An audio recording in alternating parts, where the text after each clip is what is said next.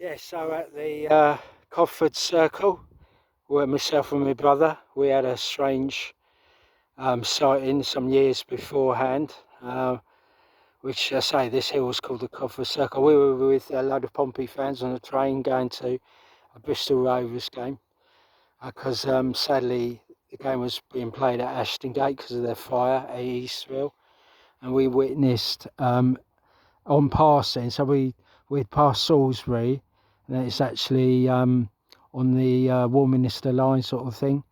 It's a Great Western Railway, and we got as far as I recall this little station called Stockton, and on passing, my mate Mark Hanson, he goes, yeah, have a look at this, a strange light above that hill, and I say it was moving up, down, left and right and what have you, quite slowly.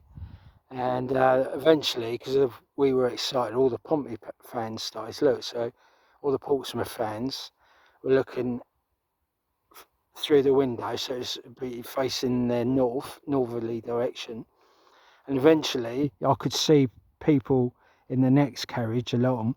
They were also, as the train was going around the bends, you could see the Pompey fans in the next carriage along were also observing the object. So I was surprised that never got in. I'm surprised that's never got in the sort of mainstream media at the time. You imagine when seeing something like that, and then on returning to Portsmouth, the first thing people would do is contact the Portsmouth News. You know, say, oh, what we saw at the hill is actually called the Codford Circle. So we saw this strange object. And I'm just surprised. It must have been kept quiet, kept secret, the sighting. So it must have been a few fans reported it. So yeah, so that was my strangest event. Obviously, I've seen quite a few objects since then, and yeah, that was covered up. Yeah, so back, Damien Nettles, he disappeared on the Isle of Wight, and which is, I mean, that's a strange case. He disappeared on the Isle of Wight in 1996, and it's unresolved.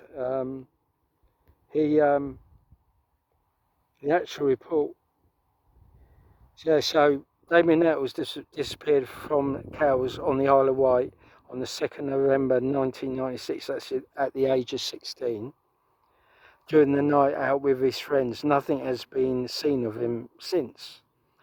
So there were some major sightings in 1996.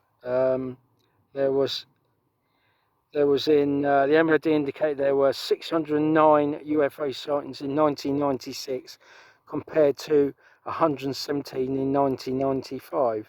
This coincided with the rise of popularity with the X-Files and other science fiction programs. So there you go, guys. So there's certainly, I've looked at some of the old files, UFO files, and there certainly was a cluster of UFOs around that time seen in Kent. I think there was a forest as well. Is it Ashdown Forest or something? There was a landing or something like that. So yeah, so it's a strange case, but yeah. So is he another Travis Walton or what have you?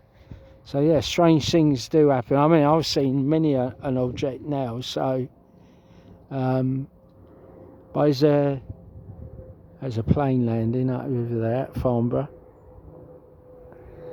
Yeah, so there's a lot of unexplained things in this world, and obviously because I had that sighting on the train, multi-sight on the train with the Pompey fans, I've been interested ever since, and yeah, I've done some a few short films on it, and yeah, and even the owner of Portsmouth Football Club, he used to hold conferences with the American government at Disney regards UFOs and what have you. So that's a bit of a coincidence. So the guy who takes over Portsmouth Football Club, he's into UFOs, and he held conferences at Disney. So that's quite a big coincidence, really. And yeah, so it goes to show. So the Americans are certainly interested in our sightings. So it makes you wonder, doesn't it?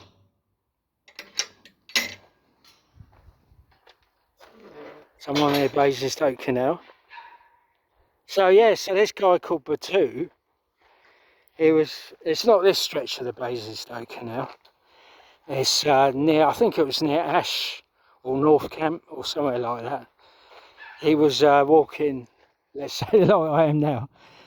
I think it was during the day. So he's walking along, and then suddenly he hears this strange noise.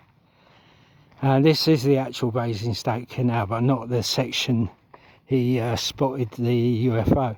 So anyway, here's this strange noise, and he looks up. Let's get in there. Looks up in this opening. So I'm getting to an opening myself, coincidentally. So he's sort of looking up. As a UFO's come down and stops. Then like a stairway comes out apparently. So in North Camp, or where it was, what part of the Basingstoke Canal it was. Obviously I'm not sure how wide the actual canal part. I'll have to go and visit there, I think. Yeah, so this object comes down and it goes up in it. That's just a strange thing.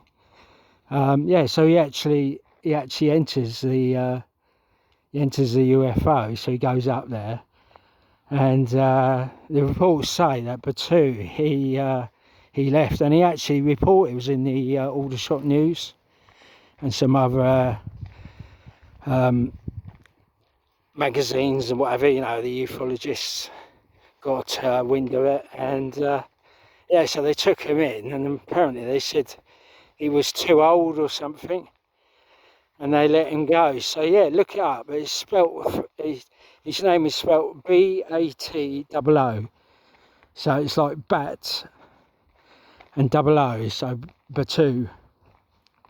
So yeah, so that's one of the early famous UFO accounts, quite a few years back now.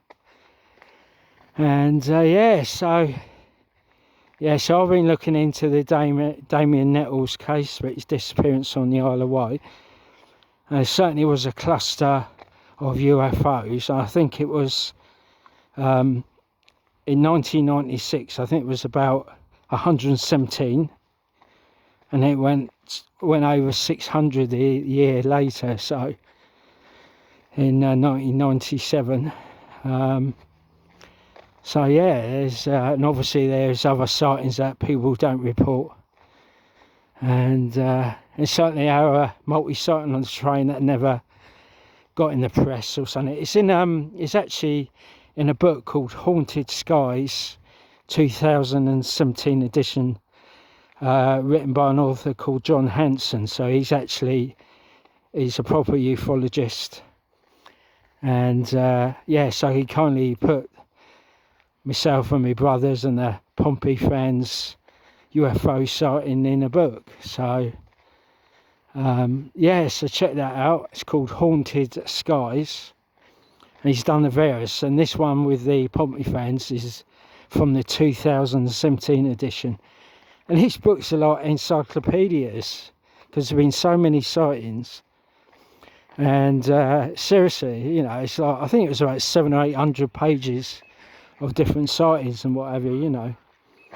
And yeah, hi. Yeah, there's a lot of cases that are obviously kept quiet by the MOD as well. So, oh yeah, and the Rendlesham incident was in 1980. That was a strange one as well. So our UFO sighting, multi-sight on the train, is you can't find it because it's the year of the Rendlesham incident. It's the year of the Rendlesham incident, and all the files are obviously hidden. So the yeah, well, there was some famous cases in 1980. There was the PC Godfrey case. Obviously, our multi-sighting on the train that has been totally covered up. Yeah, I even got the MOD files on it all. It just says the files are missing for that year. So, what can you do? Surely it doesn't do anyone any harm to confirm something took place. So, yeah, so it's rather strange. Anyway, I'm going to come off now, and I'll got to edit this anyway, edit some bits out, but I'll chat to you later, guys. All right, take care, bye.